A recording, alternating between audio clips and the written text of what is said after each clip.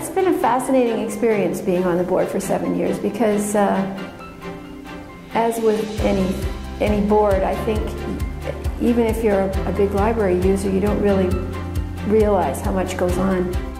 The board's responsibility is to make sure that the library has enough fiscal resources to do what it needs to do. The other thing that the board does is to make sure that the library is meeting the needs of the public, which is a slightly different thing.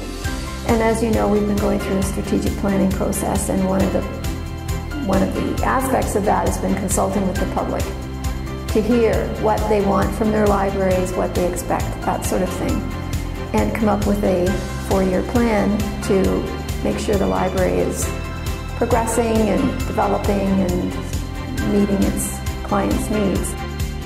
I had been Associate Dean in the Faculty of Information and Media Studies for a number of years, and I was just finishing up. I was Associate Dean for almost 8 years.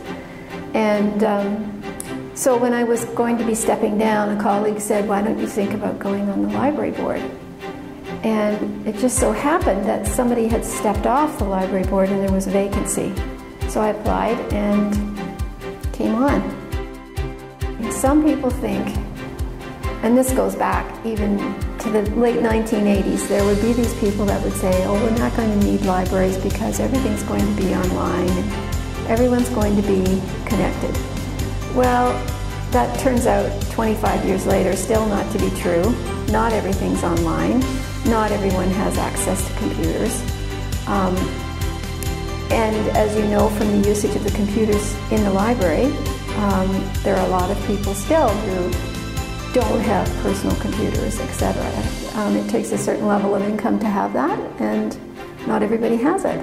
So